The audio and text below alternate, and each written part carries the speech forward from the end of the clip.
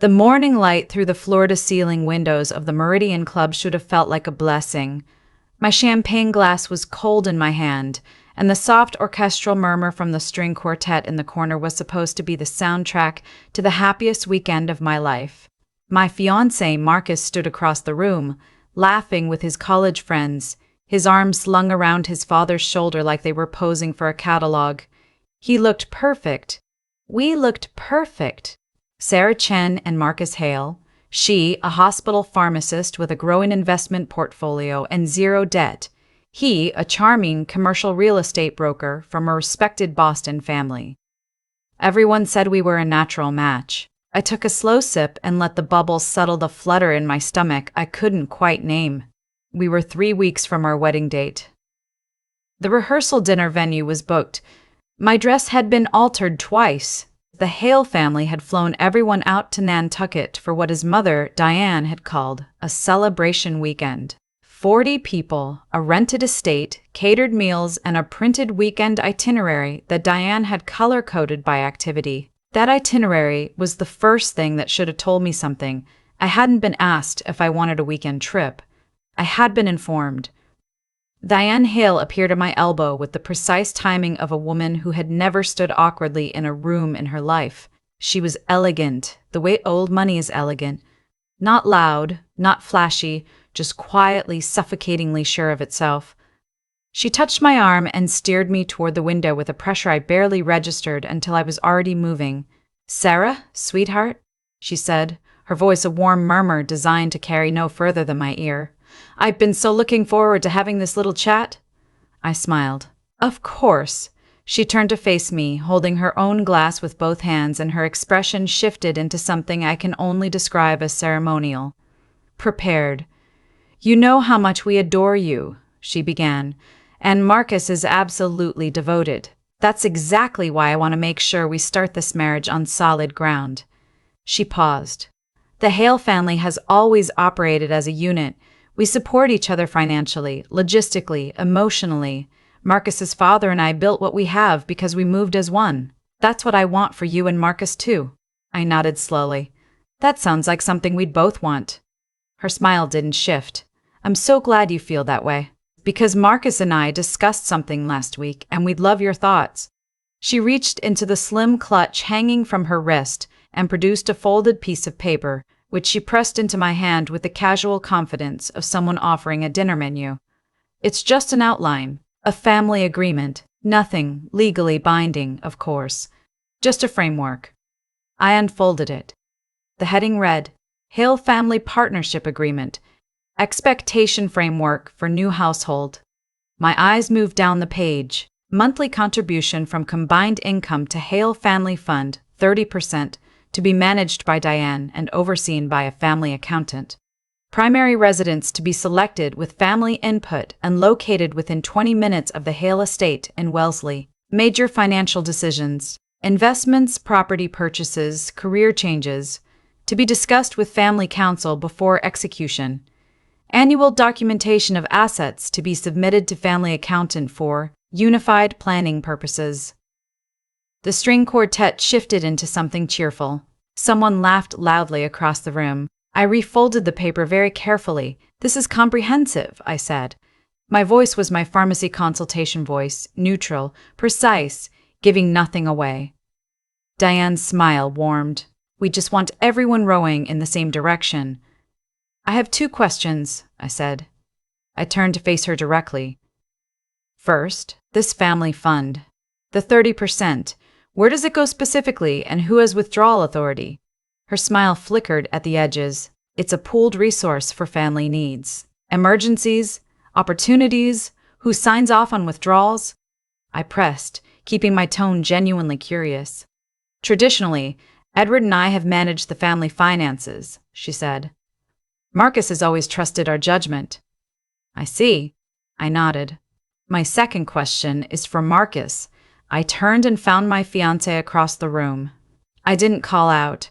I simply held eye contact until he registered something in my expression and excused himself from his friends. He crossed the room with a grin I now recognize as the one he wore when he was hoping to smooth something over before it became a conversation. Hey, you two getting acquainted?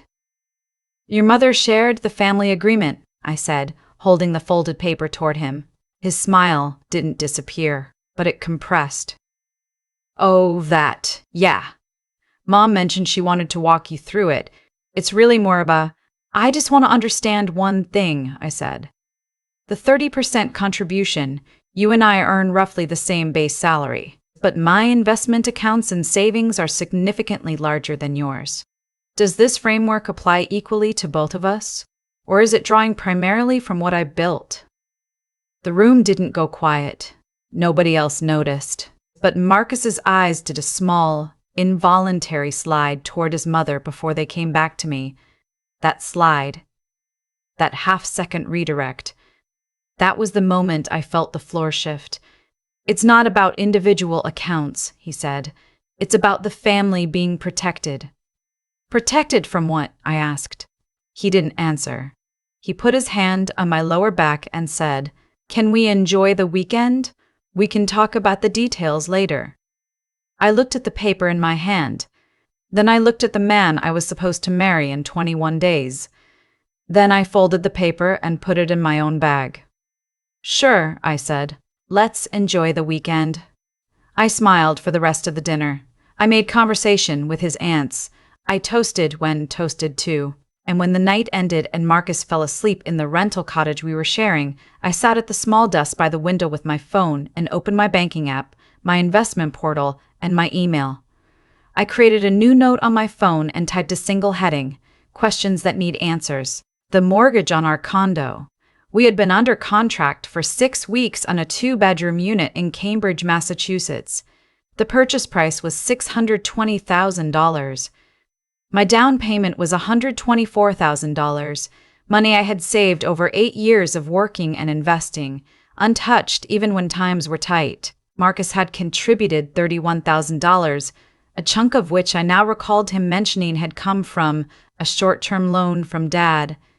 The title had been handled by a lawyer Diane recommended, a man named Gerald Whitmore who had an office in Wellesley and had gone to college with Edward Hale. I had met Gerald once, briefly, in a glass-walled conference room. He had spoken quickly. I had been tired. I had seen both our names on the document. I had signed where indicated.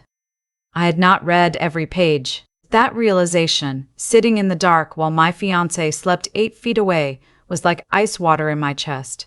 I opened my email and searched for Gerald Whitmore. I found the closing documents. I downloaded the deed. I stared at the title vesting language until the legal terminology swam in front of me. I didn't understand all of it, but I understood enough to know I needed someone who did. I scrolled through my contacts until I found the name I was looking for. Priya Sud. We had been pre-pharmacy together at Boston University. She had pivoted to law in her second year, gone into real estate and contract litigation, and was now a partner at a firm in the Back Bay. We had kept in loose but genuine contact. Birthdays, occasional coffee when the city brought us to the same neighborhood. She was the kind of friend you could call after a gap and pick up exactly where you left off. It was past 11. I texted instead of calling. Priya, I need a real estate lawyer. Not for a purchase, for a review. Monday morning, if possible. I'll explain then. Her reply came 4 minutes later. I'm free at 8. Don't sign anything until we talk. I put my phone face down and looked out at the dark water. The paper with the family agreement was in my bag. Marcus's soft, untroubled breathing filled the room. I sat there for a long time, thinking about the 30%, about Gerald Whitmore's quick talk, about the fact that Marcus's eyes had moved to his mother before they came back to me. I thought about how I had worked a 60-hour week during residency training. I thought about the year I had eaten rice and chicken 4 nights a week to max out my retirement contributions.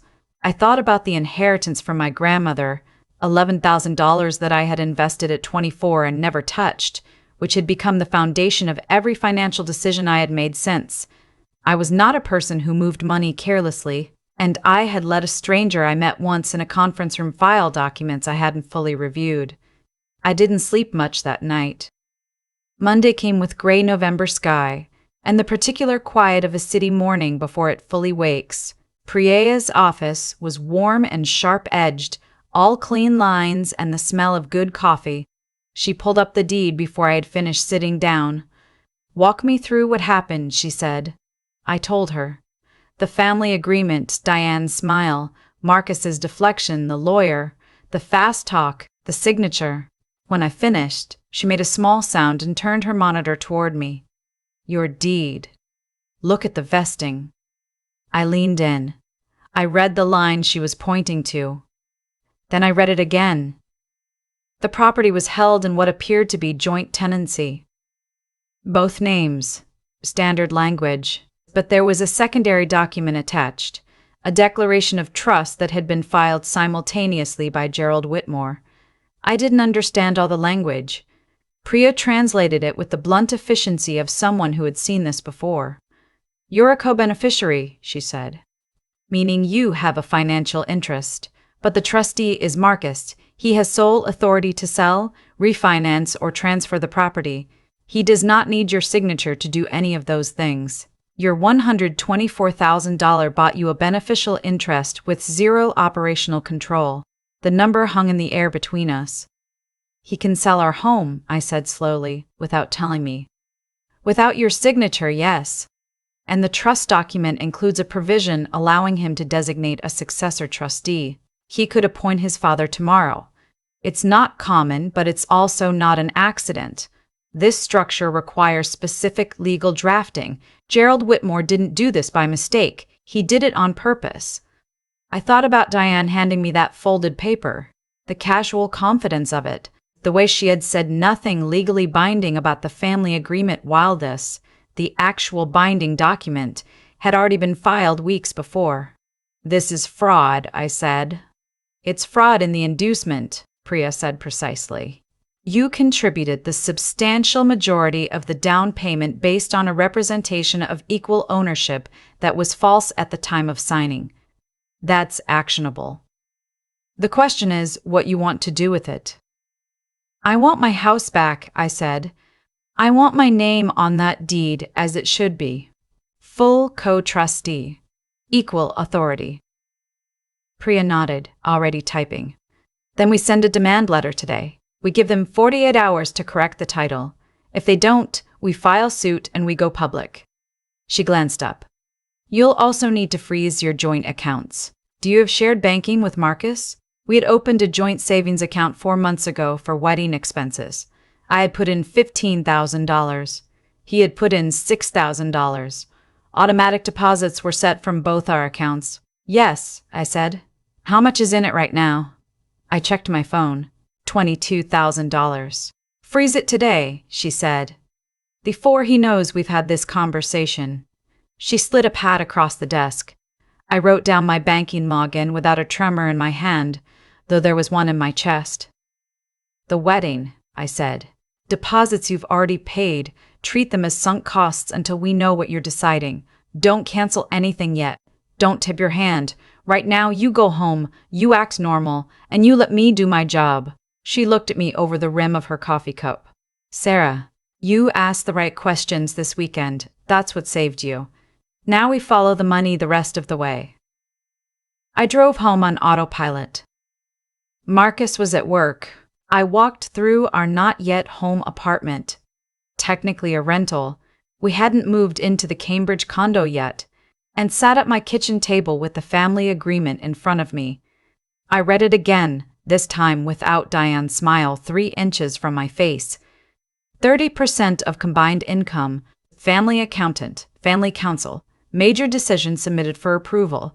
It wasn't a document, it was an onboarding protocol. Get me to sign it, move us into a property Marcus controlled, redirect 1/3 of my income into an account Diane managed, and by year 2, I would be financially inside their orbit with no easy way out. My phone buzzed. "Marcus, hey, you around tonight? Mom wants to do dinner at their place this week." I stared at it. Then I typed, "I'll check my schedule." Gray Rock. Priya's first instruction. His reply was immediate. "You okay? You seemed kind of quiet on the drive back." "Just tired," I wrote. "Talk tonight." His next text, "Love you." I put the phone down and did not reply. The demand letter went out that evening. Marcus called at 9. I answered. Emily, what is this?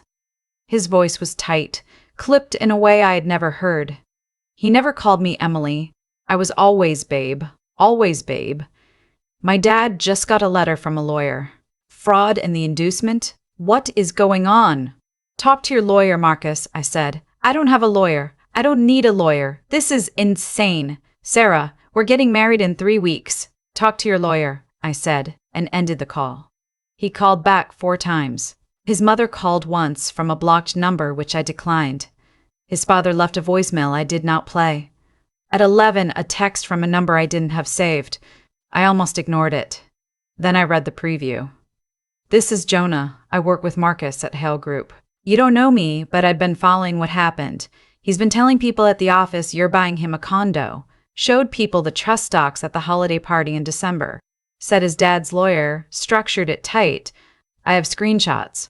I sat very still for a moment. Then I forwarded it to Priya with one line, more incoming. Her response was instant. Don't reply to him yet. Send me the number. This is going to move faster than I thought. The next morning, I was at my kitchen table with coffee I wasn't drinking when my building intercom buzzed. It was Diane. She didn't announce herself.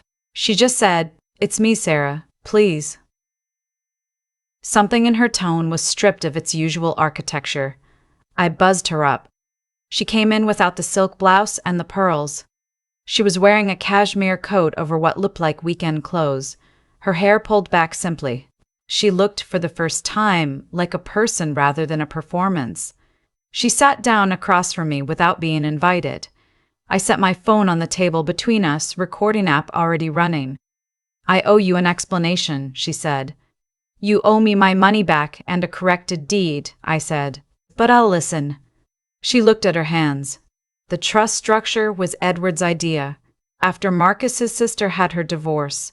You know about Claire's divorce? It was very hard on the family. Edward decided that all family properties should be structured this way. It was never about you specifically. It was about protection. For Marcus. Protection, I said. From me. From uncertainty. She glanced up. We didn't know you well enough. Edward felt. With all due respect, I said, your husband's feelings about my reliability don't entitle him to control of a property I funded 80% of. She flinched.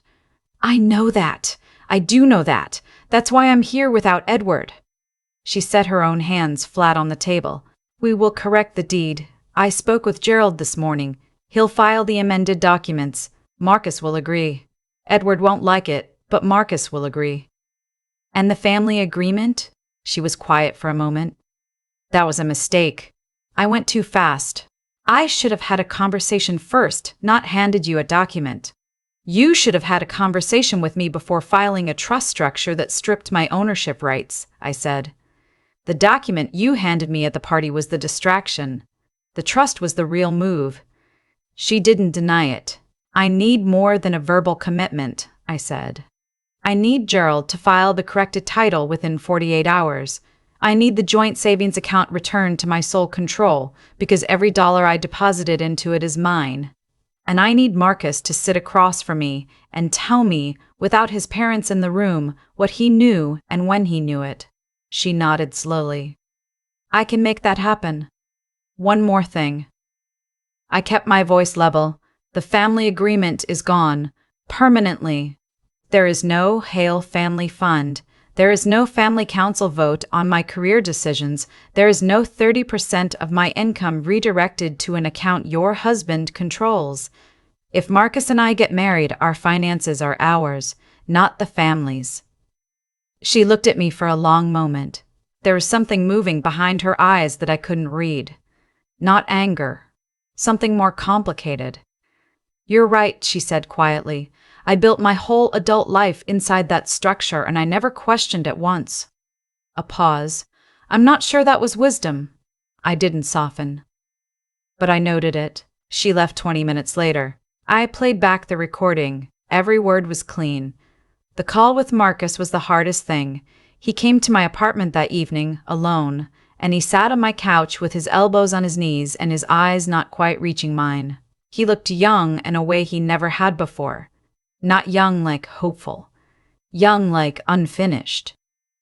"Did you know about the trust structure when we signed?" I asked. A long silence, the kind that tells you everything before the words do. "Dad explained it as liability protection," he said. "He said it was standard for family-owned properties. He said it protected both of us. It gave you the ability to sell my home without my knowledge."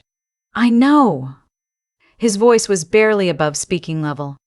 "I didn't understand the full mechanics of it. I swear I didn't. But I knew the lawyer was Dad's guy, and I knew Dad wanted the property structured a certain way, and I just—" He trailed off. I didn't push back.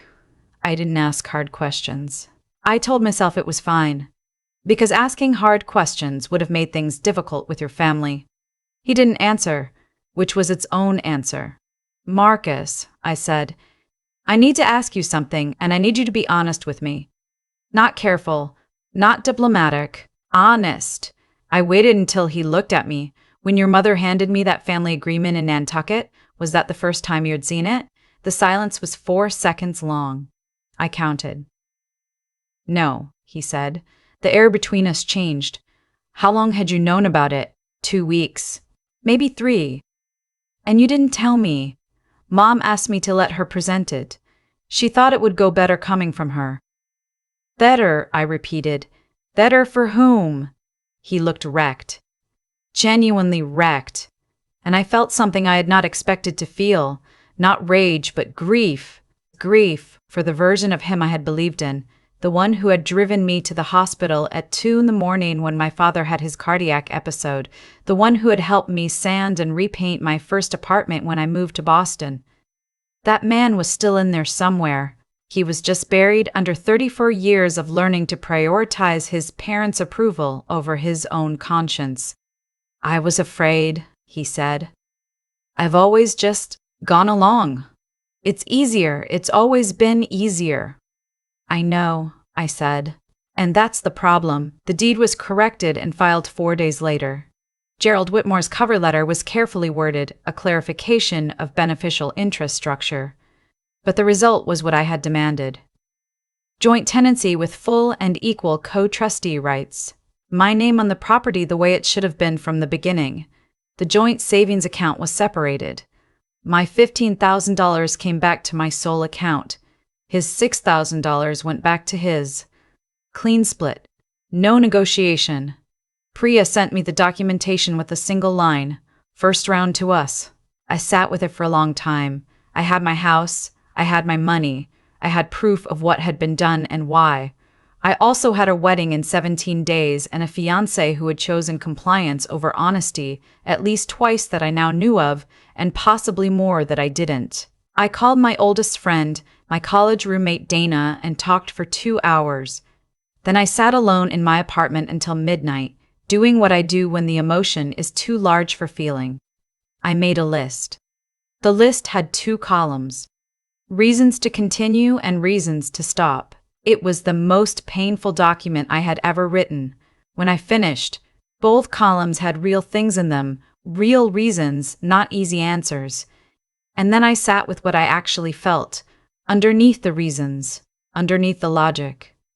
What I felt was, I don't know who I'm marrying. I called Marcus the next morning and asked him to come over. He arrived with the face of a man who already knew. "I love you," I told him.